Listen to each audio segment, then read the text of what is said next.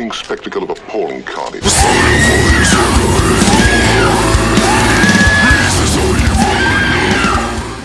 Charlie from Deformatory for another rig rundown episode.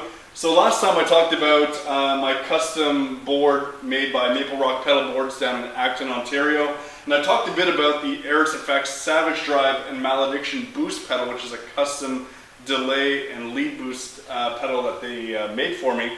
This week what I want to do is actually go through the fucking settings that I use. So we're going to go through the settings that I patch in on the Peavey 5150II. And then I'm going to show you guys some of the settings I use on the Airis Effects Savage Drive.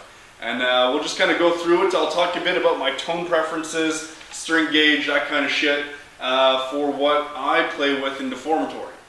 Alright, so for my 5152 settings, I mean, these are the standard settings that I've been playing with in Deformatory for fucking years.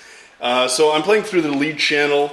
I got my pre at around 3. I mean, that's for me, I think where the sweet spot is on this amp for what I play.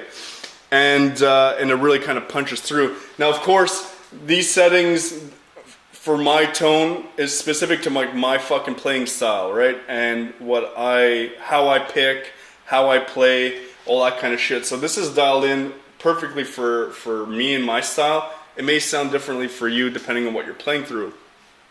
So my bass or my low knob is set to 5. I'm between 5 and 6.5. It really fucking depends on the room that I'm playing in.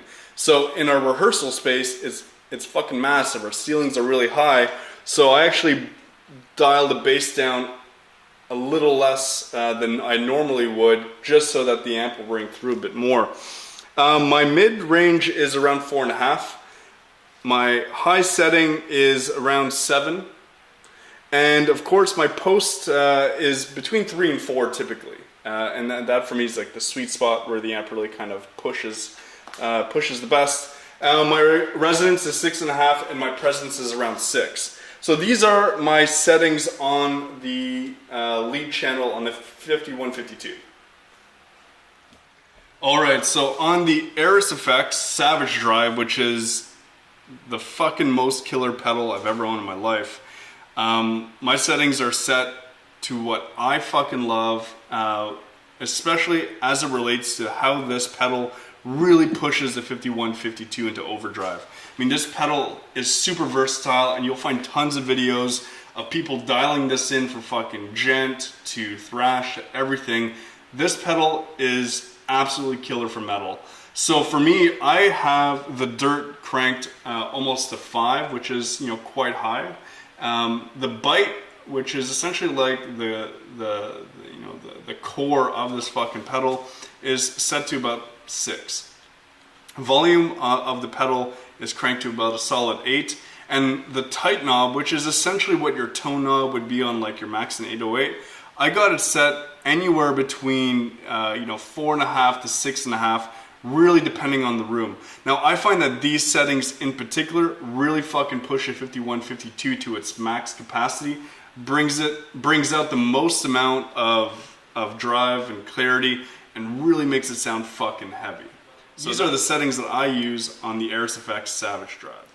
Alright, so this is the Airis Effects Malediction pedal. This was made specifically for myself and Dan on our last album. So we asked Richard at Airis Effects to build us a custom pedal. You know, we just needed something that would boost our leads and give in some delay. I mean, that's all that we want for our lead sound, and we wanted it in a simple foot switch that we could, you know, patch right through our effects loop, and that's exactly what he did.